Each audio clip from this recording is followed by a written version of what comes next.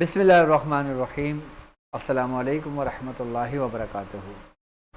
मैं अपने तमाम मोअज़्ज़िज़ अपने हमसफ़र साथियों को, अपने तमाम पीर भाइयों को, अपने तमाम मुरीदीन को, अपने तमाम चाहने वालों को, अपने तमाम शागिर्दों को और जो लोग मेरे साथ इस रूहानी सफ़र में शामिल हैं उन तमाम लोगों को, और वो लोग जो कदम ब कदम, शाना बशाना मेरे साथ साथ चल रहे हैं उन तमाम लोगों को, और वो लोग कि जो किसी भी सलासिल से ताल्लुक़ रखते हों, किसी भी खानवादे से जुड़े हुए हों, इल्म की जस्तजू में, रूहानियत को हासिल करने के लिए, अमलियात की तलाश में और अपने सलासिल के ज़िक्र और अस्कार की तालीमात के सही तरीके जानने के लिए हमारे साथ जुड़े हैं, मैं उन तमाम लोगों को और बिलखुसूस मेरे वो शागिर्द जो ताखिलिंग लेवल 1 के हैं, लेवल 2 के हैं, लेवल 3 के हैं और हिकमत के नूर के हैं, और वो आम लोग कि जो किसी न किसी मामलात में गिरफ़्तार हैं, किसी न किसी वजह से परेशान हैं, अपने मसाइल से छुटकारा चाहते हैं, चाहे वो बीमारियों की सूरत में हो, चाहे वो वबाओं की सूरत में हो, चाहे वो बलाओं की सूरत में हो, चाहे वो बीमारियों की सूरत में हो, चाहे घरेलू मामलात हों या कारोबारी मामलात हों, या जादू ने उनको जकड़ लिया हो, या शयातीन से मुतासिर हों, नज़र बद में मुब्तला हों, हासिदीन का हसद के नज़र का शिकार हो चुके हों, और वो चाहते हैं कि उनके मसाइल का हल हो, और वो लोग हमारे साथ हमारे सिस्टम से जुड़े हैं, मैं उन तमाम लोगों को अपने ख़ानदान कादरिया, सिलसिला सोहरवर्दिया, चिश्तिया, कलंदरिया, अबुलुलाइया, जहांगीरिया, हसनिया, उस्मानिया, तारिकिया, शाज़लिया में एक बार फिर सफ़ीना निजातुल मसाइल की एपिसोड 49 में आपको खुशामदीद कहता हूँ, और ये भी उम्मीद करता हूँ कि आप तमाम लोग खैरियत से होंगे, और अल्हम्दुलिल्लाह हमारा कामयाबी का सफ़र अपनी मंजिल की तरफ आगे रवां दवां है। सफ़ीना निजातुल मसाइल, हमने इस सीरीज़ का आगाज़ कमोबेश आज से 2 साल पहले किया था और कंटिन्यू चलता रहा। सफ़ीना निजातुल मसाइल से मुराद कि ये एक वो सफ़ीना है कि जो लोग इस सफ़ीने में चढ़ जाते हैं, जो उनके मसाइल हों, गिरफ़्तार हों, परेशानियाँ हों, या फिर मूज़ी अमराज में मुब्तला हों, वो उसके हल के लिए वो चाहते हैं कि वो बुज़ुर्गों की अमान में आ जाएं, बुज़ुर्गों की निगाहों में आ जाएं, हमारे सिलसिले का फैज़ उनको मिले। जो लोग इस सफ़ीने में चढ़ जाते हैं वो निजात हासिल कर लेते हैं। तो सफ़ीना निजातुल मसाइल में हम डिस्कस करते हैं आपके मसाइल और उनका हल। अब यकीनन मेरे साथ हज़ारों नहीं लाखों लोग मेरे साथ इस सफ़र में शामिल हैं, और यकीनन सबके साथ कोई ना कोई मसाइल रहते हैं। किसी के साथ रूहानी मसाइल हैं, किसी के साथ जिस्मानी मसाइल हैं, किसी के साथ अपने जिस जगह रहते हैं वहाँ के मसाइल हैं।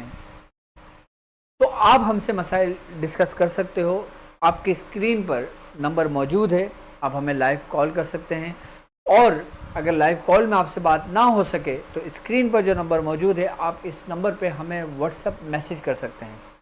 आप हमसे अपने मसाइल शेयर कर सकते हैं, अपना नाम, अपनी वालदा का नाम लेकर शेयर कर सकते हैं।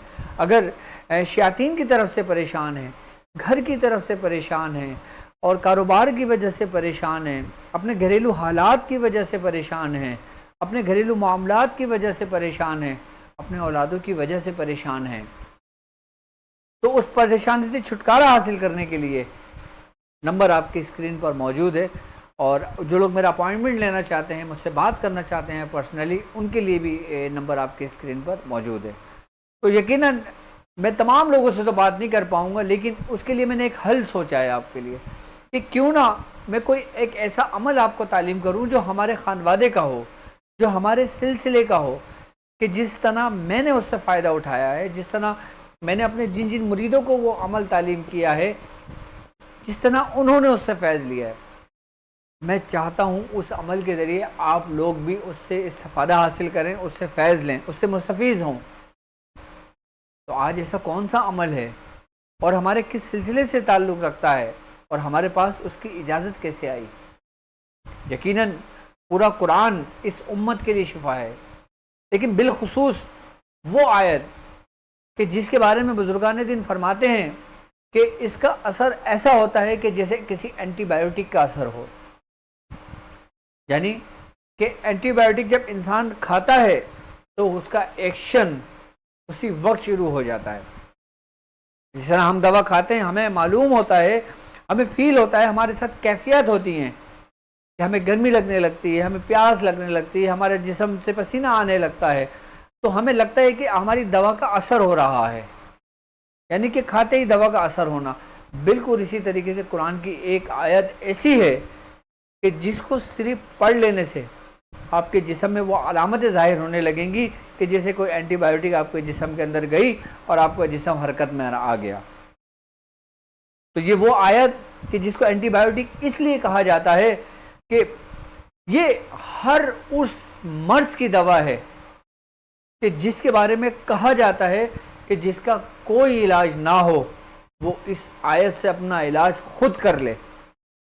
मैं नहीं कहता आप किसी का दरवाज़ा खटखटाओ, मैं नहीं कहता आप अपने किसी से मसाइल शेयर करो, मैं नहीं कहता अगर मुझसे आपका राब्ता नहीं होता आप मुझसे राब्ता ना करो, लेकिन कम से कम इस एंटीबायोटिक जो आयत है, जो एक तासीर रखती है, एक असर रखती है, कम से कम आप इसका अमल तो कर सकते हो। जो लोग मुझसे राब्ता करना चाहते हैं उनका मुझसे राब्ता नहीं होता, तो आज ये अमल सुन लें, लिख लें, तवज्जो कर लें और इस वीडियो को सेव कर लें, ज़्यादा से ज़्यादा लोगों तक शेयर कर दें। क्यों? क्योंकि आज मैं कुरान की एक ऐसी आयत का अमल बताने वाला हूँ आपको कि जो आपके जिस्मानी अमराज को ऐसे ख़त्म कर देता है कि जैसे आग भूसे को जला के ख़त्म कर देती है, जैसे तेज हवा घर के अंदर जो सूखे पत्ते हों उनको उड़ाकर साफ कर देती है। ये आयत जब पढ़ने वाला पढ़ता है तो उसके अंदर से बीमारियां इस तरह दूर होती हैं कि जैसे पतझड़ के मौसम में जब पत्ते गिरे हुए हों और एक ताज़ा बादे सबा चले और वो तमाम पत्तों को उड़ाकर कहीं दूर ले जाकर फेंक दे। इस आयत के बारे में कहा जाता है कि इसको एंटीबायोटिक यूं कहा जाता है, इसलिए कहते हैं कि ये आपके तकरीबन अगर आपके जिस्म के अंदर अगर 1,00,000 बीमारियां हों, यानी कि 1,00,000 बीमारियां आपके जिस्म में मौजूद हों, तो ये 1 से 1,00,000 बीमारियों का इलाज 100% होता है इस आयत से। और जो रूहानी मौलिज हैं, जो डॉक्टर्स हैं, जो इस फील्ड से ताल्लुक़ रखते हैं, कि जो लोगों को देखते हैं, लोगों की खिदमत करते हैं, लोगों की मदद करते हैं, उनको इस आयत को अपने विर्द में रखना चाहिए।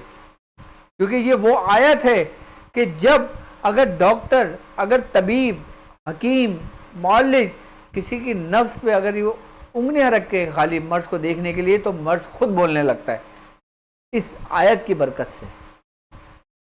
कैसी एंटीबायोटिक आयत होगी ये, कि कैसा असर रखती होगी अपना, जिसे कहा जाता है रूहानी एंटीबायोटिक।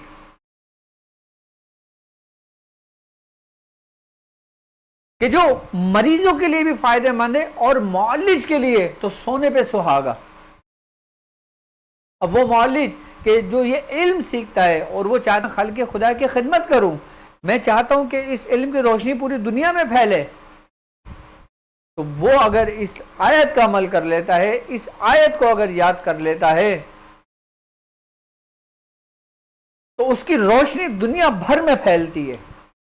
और रूहानी मौलिक कि जब इसको विर्द में रखता है और जब उसके पास मरीज आता है, तो इस आयत की बरकत से एक कैफियत ऐसी पैदा हो जाती है उस रूहानी मौलिज में कि मरीज बोलने शुरू नहीं करता, उसके दिल में वो इल्हाम होने शुरू हो जाता है। यानी कि इस आयत की जो बरकत है ना, इसकी जो रूहानियत है, इसके माते जो नूरी मखलूक़ात हैं, वो उसको अंदर से उसको कहना शुरू कर देती हैं कि ये शख्स इस मकसद के लिए आया है, इस मामले में परेशान है इसलिए ये आया है, इसके अंदर ये अमराज है, ये बीमारियां हैं।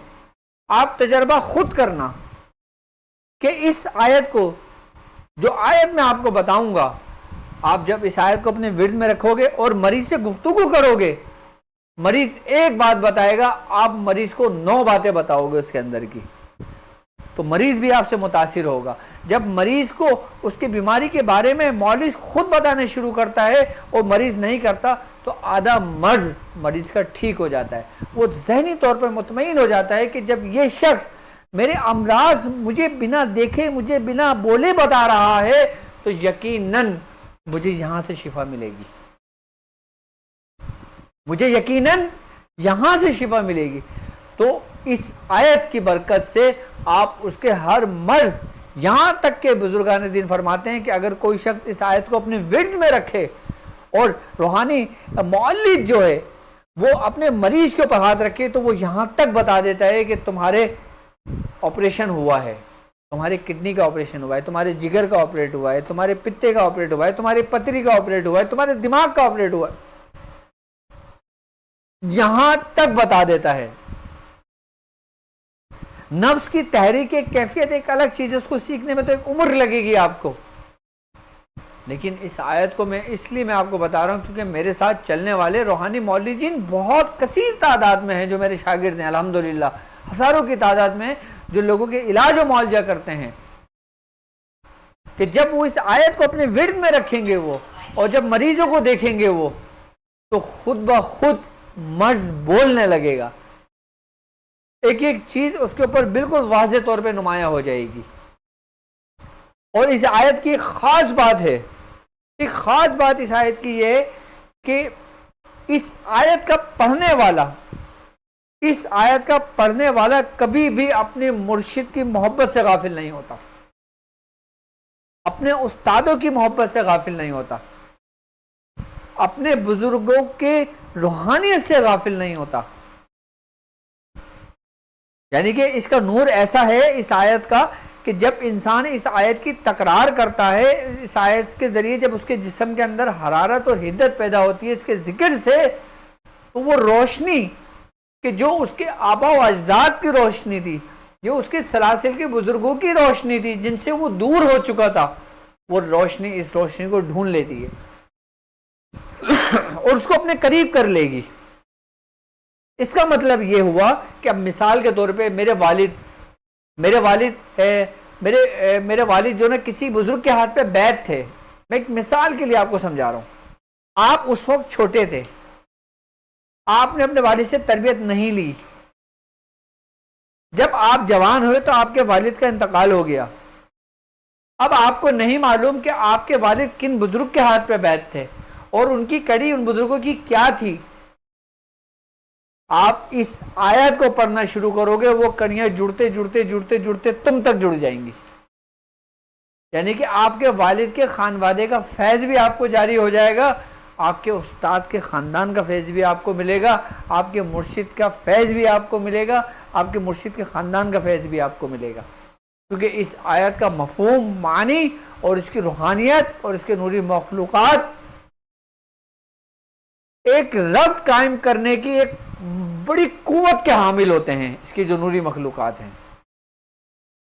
यानी कि इस आयत के अंदर एक ऐसी रोशनी है कि जो अपनी ही रोशनी को ढूंढती है। यानी कि नेक लोग नेक लोगों को ढूंढ लेते हैं और बद लोग बद लोगों के करीब जा पहुंचते हैं। यानी कि जो जैसा रास्ता अख्तियार करता है उसको फिर सिला वैसा ही मिलता है।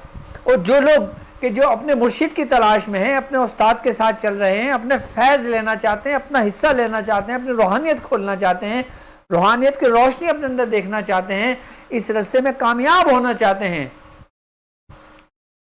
आप इस आयत को एंटीबायोटिक, रूहानी एंटीबायोटिक ऐसे नहीं कहा, ये रूहानी एंटीबायोटिक सिर्फ ये नहीं कि जब इलाज करो, ये रूहानी एंटीबायोटिक इसलिए है कि ये आपके लिए, आपकी जिंदगी के लिए आयत काफी है। आपकी जिंदगी के लिए ये आयत काफी है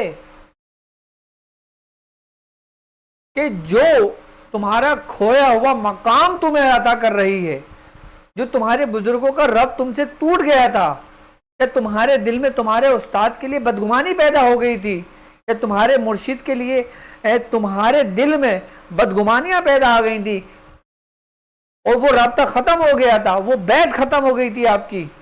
अब आप पशेमान हैं, शर्मिंदगी है, आपको अफसोस है कि हाय मैंने ये क्या कर दिया, कि मैंने कीमती खजाना खो दिया।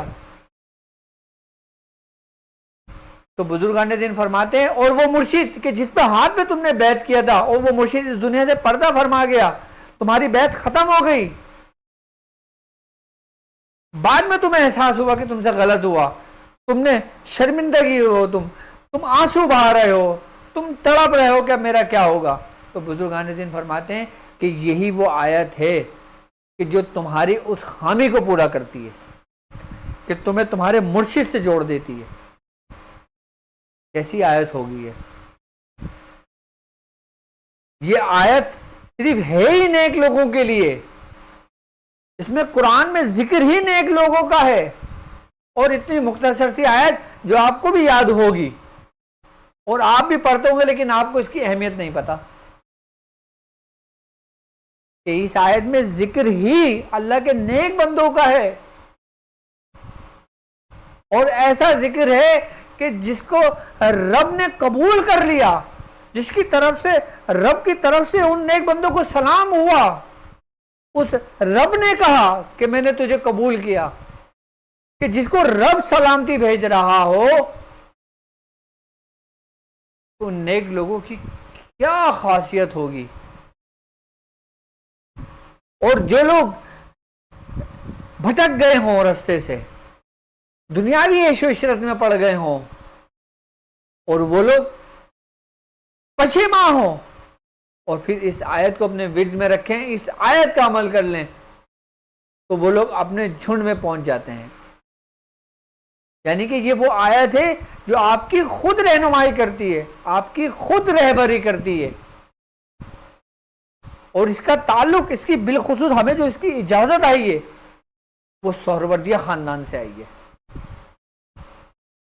इसकी इजाजत हमारे पास सोहरवर्दिया खानदान से आई है, और सोहरवर्दिया खानदान के उन बुजुर्ग से आई है कि जिनका नाम किसी तारुफ का मोहताज नहीं, कि जिनको हिंदुस्तान, पाकिस्तान, बल्कि पूरी दुनिया में वो एक ऐसा रोशन चिराग है नाम, कि जिसकी रोशनी आज भी जल रही है और आज भी दुनिया सफाद हासिल कर रही है। उन बुजुर्ग का नाम हजरत शेख बहाउद्दीन जिक्रिया मुल्तानी रहमतुल्लाह अलैह हैं। आपका मज़ार मुल्तान में है, और आप 27 रमज़ानुल मुबारक 566 यानी कि 566 सन हिजरी में आप पैदा हुए। और जब आप पैदा हुए उस वक्त आपको 3 बरकतें अता की गई। यानी कि जिस शब आप पैदा हुए वो शब कदर थी, और शब जुमा थी, और रमजानुल मुबारक का मुबारक महीना था, बाबरकत महीना था जब आपकी विलादत हुई। हजरत शेख बहाउद्दीन जिक्रिया मुल्तानी रहमतुल्लाह अलैह आप इस आयत को कसरत से पढ़ा करते थे।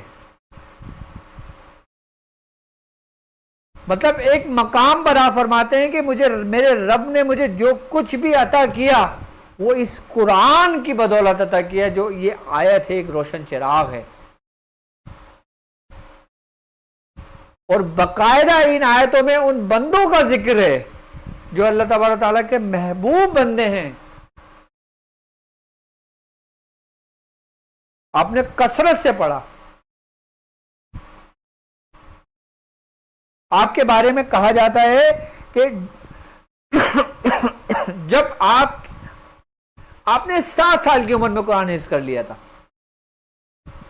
आपने 7 साल की उम्र में कुरान हिफ्ज़ कर लिया था। और आपके बारे में ये कहा जाता है कि जब आप अपनी दुनियावी तालीम को मज़ीद हासिल करने के लिए, अपनी रूहानियत की तालीम को, दीनी तालीम को हासिल करने के लिए, कि जब आप खरसान तशरीफ़ ले गए, आपने वहां अपनी तालीम मुकम्मल की, और जब आप वहां से बुखारा आए तो बुखारा में लोग आपको देख के मुतासिर हो जाया करते थे खाली, और आपको बहाउद्दीन फरिश्ता के नाम से बुखारा के लोग आपको पुकारा करते थे। आपकी इतनी शोहरत हो गई थी। आप फिर वहां से हज करने चले गए, आप फिर 5 साल वहां पे रहे, उसके बाद जब आप बगदाद तशरीफ लेकर आए तो बगदाद में आपने शेख शहाबुद्दीन सोहरवर्दी रहमतुल्लाह अलैह के हाथों बैत किया, और सिर्फ 17 दिन के अंदर, सिर्फ 17 दिन के अंदर शेख शहाबुद्दीन सोहरवर्दी ने आपकी तरबियत की और आपको खिरका खिलाफत अता करा। और खिरका खिलाफत का भी एक मामला ये हुआ कि आपने एक शब ख्वाब देखा कि सरकार दो आलम सल्लल्लाहु अलैहि वसल्लम जलवा अफरोज हैं और आपके साथ आपके पीरो मुर्शिद जलवा अफरोज हैं, और लोगों का हुजूम है, लोग आ रहे हैं जा रहे हैं, और कहते हैं कि फिर आप अपना ख्वाब बयान करते हैं कि फिर मुझे भी हुक्म हुआ कि मैं भी तशरीफ़ लेकर आऊँ। तो आप जब सरकार दो आलम सल्लल्लाहु अलैहि वसल्लम की बारगाह में तशरीफ़ लेकर गए तो सरकार दो आलम सल्लल्लाहु अलैहि वसल्लम ने आपको देखा। तो सरकार दो आलम सल्लल्लाहु अलैहि वसल्लम ने हज़रत शेख शहाबुद्दीन सोहरवर्दी को हुक्म दिया कि ये खिरका उतारो। आपने उतारा तो सरकार दो आलम सल्लल्लाहु अलैहि वसल्लम ने खुद आपको खिरका पहनाया। जब आपको खुद खिरका पहनाया आपने और दुआ दी और फिर आपकी आंख खुल गई। जब सुबह हुई, जब आप शेख शहाबुद्दीन सोहरवर्दी रहमतुल्लाह अलैह की बारगाह में तशरीफ लेकर गए, आपने अपना ख्वाब बयान नहीं किया, महफिल सजी हुई थी और वही पसे मंजर था। आपने खिरका खिलाफत उतारा और कहा कि ए शेख बहाउद्दीन ज़िक्रिया मुल्तानी कि ये खिरका जो है ना, ये सरकार दो आलम सल्लल्लाहु अलैहि वसल्लम का खिरका मुबारक है। और तुमने जो रात को देखा वो बिल्कुल हक और सच देखा, और मुझे हुजूर ने ही हुक्म दिया है कि मैं तो सिर्फ एक वास्ता हूं बीच का, और तुम्हें जो नवाजा है हुजूर ने नवाजा है। आपने उनको खिरका खिलाफत दी, इजाजत दी, और 17 दिन के अंदर अंदर आपको आपके मुल्क, आपके शहर रवाना कर दिया। हमारा खानदान शेख बहाउद्दीन ज़िक्रिया मुल्तानी से नहीं है, लेकिन शेख बहाउद्दीन ज़िक्रिया मुल्तानी का फैज हमारे पास है। हमारा जो खानवादा है सोहरवर्दी, शेख शहाबुद्दीन सोहरवर्दी के बाद हज़रत शेख नूरुद्दीन मुबारक गजनवी रहमतुल्लाह अलैह से है, जो शेख नजमुद्दीन कलंदर के दादा मुर्शिद हैं। शेख शहाबुद्दीन सोहरवर्दी ने हज़रत शेख नूरुद्दीन मुबारक गजनवी को खिलाफत इजाजत दी और शेख बहाउद्दीन ज़िक्रिया मुल्तानी को दी। और शेख बहाउद्दीन ज़िक्रिया मुल्तानी के ख़ानदान का जो फैज़ हमारे पास आया ना, वो आया हज़रत शेख जलालुद्दीन जहानिया जहांगश रहमतुल्लाह अलैह से। हमारे पास सोहरवर्दी ख़ानदान जो हज़रत शेख बहाउद्दीन ज़िक्रिया मुल्तानी का जो फैज़ है ना खानवादे का, वो हमारे पास किस खानवादे से आया? हज़रत शेख जलालुद्दीन जहानिया जहांगश रहमतुल्लाह अलैह के ख़ानदान से आया। तो इसकी इजाज़त हमारे पास शेख जलालुद्दीन जहानिया जहांगश रहमतुल्लाह अलैह से आई। और शेख जलालुद्दीन जहानिया जहांगश रहमतुल्लाह अलैह वो बुजुर्ग हैं, आपकी उम्र अच्छी खासी उम्र रही है आपकी, और आपने पूरी दुनिया की सियाहत की है। आप पूरी दुनिया में बुजुर्गों दर बदर, कभी किसी मुल्क कभी किसी मुल्क, आप जहाँ जहाँ जाते थे वहाँ से बुजुर्गों से फैज़ लेते हुए आते थे। मतलब ये कहा जाए कि अगर बुजुर्गों में सबसे ज़्यादा सफ़र किया है ना, तो हज़रत शेख जलालुद्दीन जहानिया जहांगश रहमतुल्लाह अलैह ने किया। यहाँ तक कि आप फरमाते हैं कि एक वाक़या मुझे जहाँ तक गुमान पड़ता है, मुझे याद पड़ता है कि आप फरमाते हैं कि उनकी मुलाकात हज़रत शेख बदियुद्दीन कुतुबुल मदार से भी हुई है, कि जिनकी उम्र 695 बरस गुजरी है। आपका एक सफ़रनामा किताब है, उसमें आपने वाक़यात लिखे हुए हैं। तो हमारे पास इस आयत की इजाज़त इस खानवादे से आई, और बड़ा मुस्तनद ख़ानदान है, इसका फैज़ पूरी दुनिया में है, और आज भी तकसीम हो रहा है और क़यामत तक तकसीम होता रहेगा। और वो लोग कि जो ये चाहते हैं कि उम्र उनकी दराज हो, यानी कि उम्र में उनकी बरकत हो और सलामती के साथ हो, और बीमारियां उनके जिस्म से दूर हों और सेहतमंद जिस्म हो उनका, तो वो इस आयत के अमल को ज़रूर करें। यहाँ तक कहते शेख बहाउद्दीन ज़िक्रिया मुल्तानी रहमतुल्लाह अलैह के बारे में कि आपकी विसाल जो हुआ था 96 ईयर्स ओल्ड में हुआ था, यानी कि आप 97 साल के थे, और जब आपका विसाल हुआ आप बिल्कुल सेहतमंद थे, आपको एक जर्रा बराबर भी कोई बीमारी नहीं थी। आप फरमाते हैं कि इसी आयत की बरकत से, कि जिसे बुजुर्गों ने कहा कि ये रूहानी एंटीबायोटिक है, और ये सूरह यासीन की आयत है, ये कि उस सूरह यासीन की आयत है कि जिसके बारे में कहा जाता है कि कुरान का जो दिल है वो सूरह यासीन है, और जो सूरह यासीन का दिल है वो यही आयत कि जिसको कहा जाता है कि आयत एंटीबायोटिक है। कुरान का दिल सूरह यासीन, और सूरह यासीन का जो दिल है वो आयत है सलामुन कौलुम मिन रब्बिर रहीम, कि रब का फरमाया हुआ सलाम है उन पर, कि सलामुन कौलुम मिन रब्बिर रहीम। ये आयत ऐसी आयत है कि अगर कोई नाकिस पढ़े तो वो कामिल हो जाए, कोई कामिल पढ़े तो अकमल हो जाए, कोई अकमल पढ़े तो वो मुकम्मल हो जाए, उसको दूसरे किसी अमल की जरूरत ना पड़े। और रूहानियत के लिए, रूहानियत में तरक्की के लिए, रूहानियत में बरकत के लिए, उम्र में बरकत के लिए, अगर तुम चाहो कि रब तुम्हारी उम्र में बरकत दे, तुम चाहो कि तुम्हारी उम्र में बरकत सलामती के साथ हो, आफियत के साथ हो, रजा इलाही के साथ हो, तो तुम इस आयत को पढ़ो और इसी नियत से पढ़ना कि मेरा रब मुझे जो जिंदगी देगा, जो मेरी उम्र तवील करेगा, मैं वो लोगों की खिदमत में सर्व करूंगा। देखो, एक होता है रब की इबादत में सर्व करना, आई बस समझ, जो रब ने तुम्हें हुक्म दिया वो तो तुम्हें करना ही करना है पूरा। और दूसरी इबादत क्या है कि मखलूक की खिदमत करना, मखलूक के काम आना, ये सबसे अफजल इबादत है। 1,24,000 पैगंबर जो आए ना, वो मखलूक के लिए आए, हिदायत बनकर आए, कि रब ने उनको भेजा तो अपनी ही मखलूक के लिए भेजा, वरना हिदायत रब चाहता तो पूरी दुनिया को दे देता, कायनात के हर शख्स को दे देता, हर काफिर को दे देता, हर मुसलमान को दे देता। उसने अपने दोस्तों को भेजा अपने ही बंदों को हिदायत के लिए, कि लोग उनसे हिदायत लें।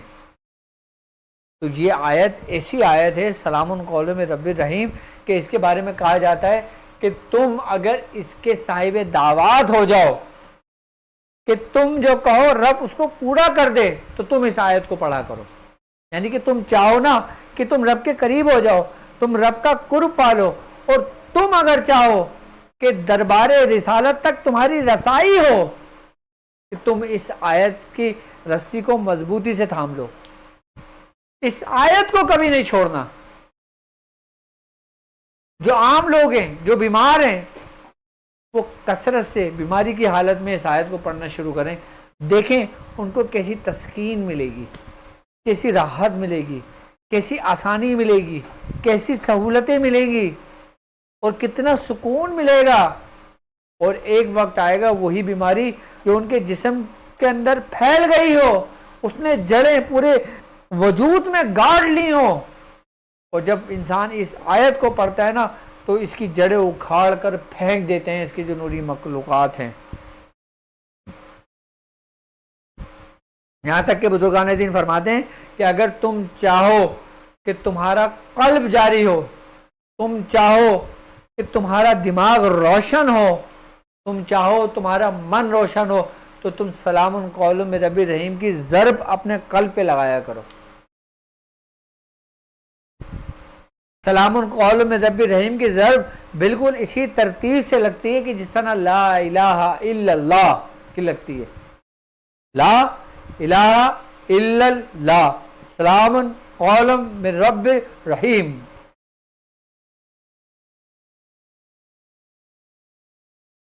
देखो कल्ब कैसे बेदार हो जाता है।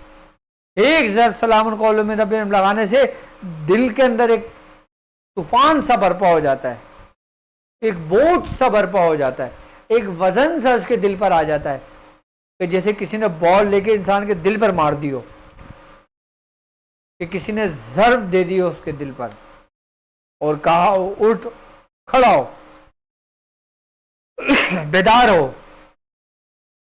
ऐसी आयत है ये जो रूहानी मुअल्लिजीन के लिए अक्सीर है। ये वो पारस है कि जो जिसको छूता है सोने का बन जाता है। और देख लें इस आयत की रूहानियत, देख लें इस आयत का मफहूम, पढ़ लें इस आयत की तफसीर, सुन लें इस आयत के बारे में अपने बुजुर्गों से कि आपके हर काम के लिए काफ़ी है, चाहे दुनिया हो, चाहे कब्र हो, चाहे आखरत हो, चाहे जन्नत हो, उन सब के लिए काफ़ी है ये आयत। और जो लोग जादू के मर्ज में मुब्तला हो गए हों, जादू के जरिए उनके जिस्म के अंदर बीमारियां मुंतकिल हो गई हों, वो आईसीयू में पड़े हों, मुख्तलिफ बीमारियों में मुब्तला हों, लाखों दुनिया का इलाज करा लिया, कोई फ़ायदा ना हो रहा हो, 70 मरतबा यही रूहानी एंटीबायोटिक जो आयत है सलामुन कौलुम मिर रब्बिर रहीम, 70 मरतबा पढ़कर पानी दम करके अर्के गुलाब में दम करके अर्के गुलाब पानी में मिलाकर उस मरीज को पिलाएं, देखें मरीज को शिफा कैसे मिलती है। चीनी की प्लेट्स ले लें साथ, जो अशद बीमारी में हो उस बीमारी में ज़ाफ़रान से सलामुन कौलुम मिर रब्बिर रहीम 7 मरतबा ये आयत लिखें और ज़ाफ़रान के पानी से डालकर उसमें घोलकर उस मरीज को पिलाएं, देखें कैसे शिफा मिलती है उसको। जिनका इस इब्तिदाई स्टेज में कैंसर हो, मूजी अमराज हो, इंतहाई स्टेज के मूजी अमराज हो, वो इस तरीके से सलामुन कौलुम मिर रब्बिर रहीम ज़ाफ़रान के पानी से लिखकर आप पीना शुरू कर दें। जितने दिन बढ़ते चले जाएंगे बीमारियां उतनी आपके जिस्म से निकलती चली जाएंगी। अच्छा, वो लोग कि जिनके ऊपर आसेब है, अगर आपके सामने कोई हो, आप सीधे कान में सलामुन कौलुम मिर रब्बिर रहीम आहिस्ता से 3 बार उसके कान में कह दें, फिर आप तमाशा देखिएगा। जितने लोग मौजूद होंगे ना वो सब अपनी आंखों से देखेंगे।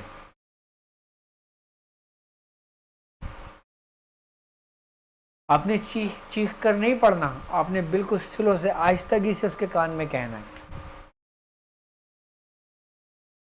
उसके वजूद से वो शैतान निकल जाता है, उसके वजूद से वो जिन्नात निकल जाता है।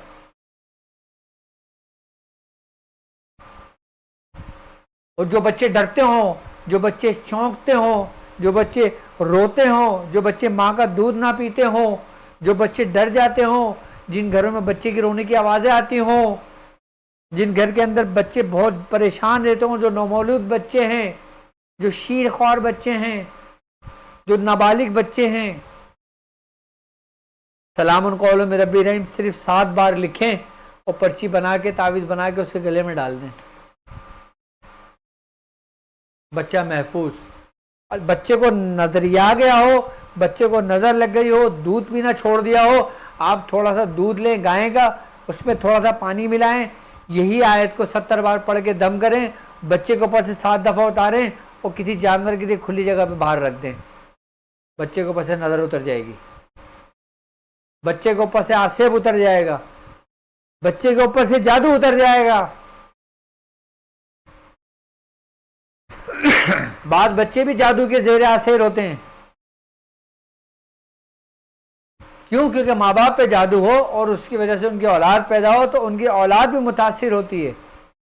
आप चाहें कि आपने जो तकलीफ में ज़िंदगी बसर की, आप नहीं चाहते कि आपकी औलाद इस तकलीफ में ज़िंदगी बसर करे।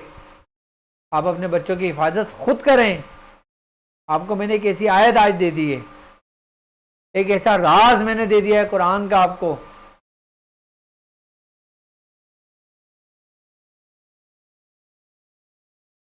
मैं हाथ के हाथ आपको उसके तरीक़ेकार भी समझा रहा हूं।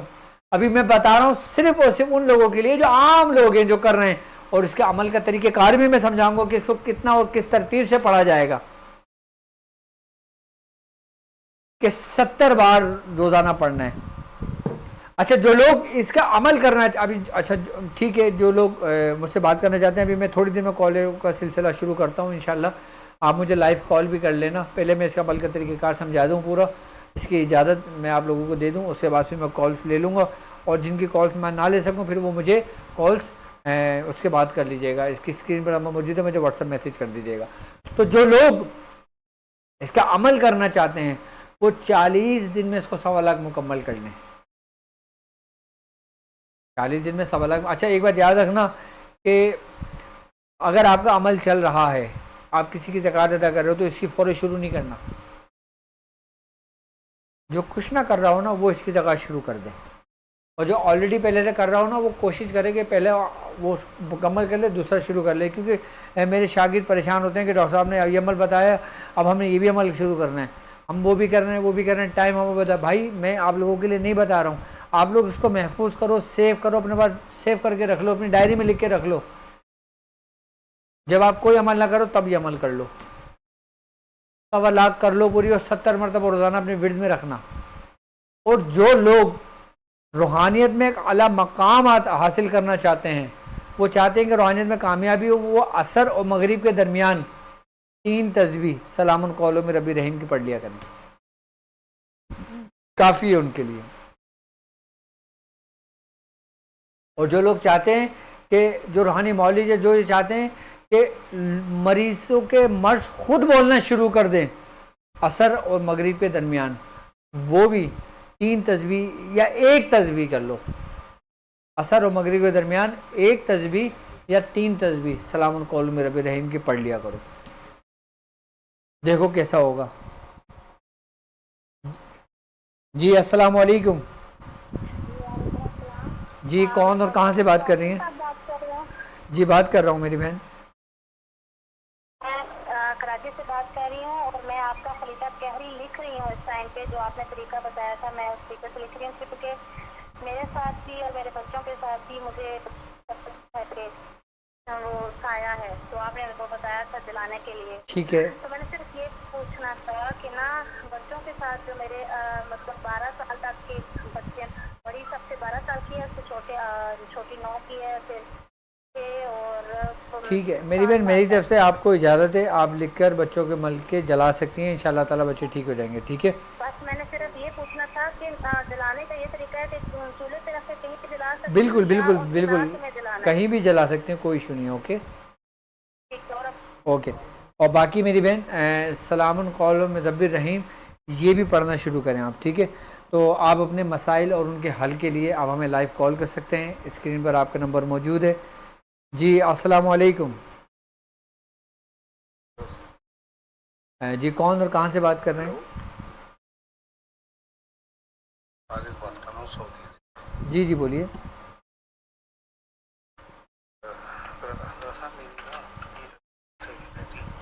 ठीक है ना, स्टोमिक इशू है, एक प्रॉब्लम है, इन रहता है, और स्लीपिंग से नहीं आती, ड्रोन ख्वाब। आपका नाम क्या है? डर लगता है। खालिद रशीद, वालदा का नाम जाकिर रशीद। ठीक है, ठीक है। आप एक काम ये करें कि सलामुन कौलम में रब्बिर रहीम, ठीक है, सोने से पहले ना 70 मरतबा पढ़ के अपने सीने पे हाथ रख के दम करके फिर सोया करें। ठीक है, ये अमल आपने 7 दिन करना है। 7 दिन के बाद मुझे कॉल करके अपनी कैफियत मुझे बयान करना है। ठीक है, वैसे हजूर ये मसला है कि हासदीन का हसद भी मेरे साथ बहुत है। ठीक है जी, मतलब दुश्मन वगैरह बहुत है मेरे साथ, हासिद का हसद, तबीयत इतनी बेचैन रहती है, माइंड पीसफुल नहीं रहता। अच्छा ठीक है, आप ठीक है, आप एक काम ये करें, आप मुझे अपना नाम, वालदा का नाम और अपनी तस्वीर आप मुझे व्हाट्सअप इसी नंबर पे कर दें। ठीक है, मैं इंशाल्लाह फ्री होकर फिर आपसे बात करता हूँ, फिर आपको जो भी मसला होता है मैं इंशाल्लाह ताला आपसे डिस्कस कर लेता हूँ। अगर आपके मसले रूहानी हैं, अगर आपके मसाइल जिस्मानी हैं, अगर आप किसी बीमारी में मुब्तला हो, उसका कोई हल ना मिल रहा हो, और आप उसका कोई नुस्खा चाहते हो, आप इसका इलाज चाहते हैं, तिब्बी इलाज चाहते हो उसका, तो आप हमें इसी नंबर पर लाइव कॉल हमें कर सकते हो। ठीक है जी, अस्सलाम वालेकुम। अस्सलाम वालेकुम वरहमतुल्लाहि वबरकातुहू। जी कौन और कहाँ से बात कर रहे हैं? डॉक्टर साहब से बात जी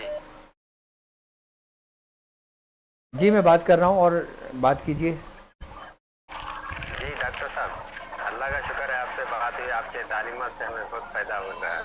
अल्हम्दुलिल्लाह अल्हम्दुलिल्लाह। जी डॉक्टर साहब, ज़बान बंदिश का और खोलने का अमल की इजाज़त, ज़ुबान बंदी का जो अमल बताया था, बिल्कुल मेरे भाई मेरी तरफ से आपको उसकी इजाज़त है। ठीक है जी शुक्रिया शुक्रिया डॉक्टर। ओके, अब दूसरे लोगों को भी थोड़ा सा मौका दें बात करने का। जी अस्सलाम वालेकुम। वालेकुम सलाम। जी मेरी बहन, कौन और कहाँ से बात कर रही हैं? मैं मुल्तान से बात कर रही हूँ, मेरा नाम हबीबा ताहिर है। Okay okay. ये है कि मैं पीएचडी कर रही हूँ पर अभी तक जॉबलेस हूँ। एक तो मेरी जॉब नहीं हो रही, दूसरा मेरी शादी और रिश्ता, इन मामलात में भी रुकावट है। ठीक है, ठीक है। अच्छा मेरी बहन, आप एक काम भी करें, इंशाल्लाह इसी नंबर पे आप मुझे व्हाट्सअप करें, मैं आपको कुछ तावीज़ात सेंड करता हूँ, उसके तरीक़ेकार आपको समझाता हूँ, आप उस तरीके से वो करें। इसके अलावा या अजीज़ हो या लतीफ़ हो, क्या या अजीज हो या लतीफ। ठीक है, 300 मरतबा रोज़ाना अपने रिश्ते की नीयत से पढ़ना है। ठीक है, तो इंशाअल्लाह ताला अल्लाह ने चाहा तो बहुत अच्छा और बेहतर रिश्ता आ जाएगा। आप ये पढ़ने शुरू करें और आप मुझे व्हाट्सअप कर दें डिटेल्स, बाकी इंशाअल्लाह ताला मैं फ्री होकर आपकी पूरी तफसील से देखकर मैं इंशाअल्लाह ताला आपको अपडेट दे देता हूँ इंशाअल्लाह। ओके।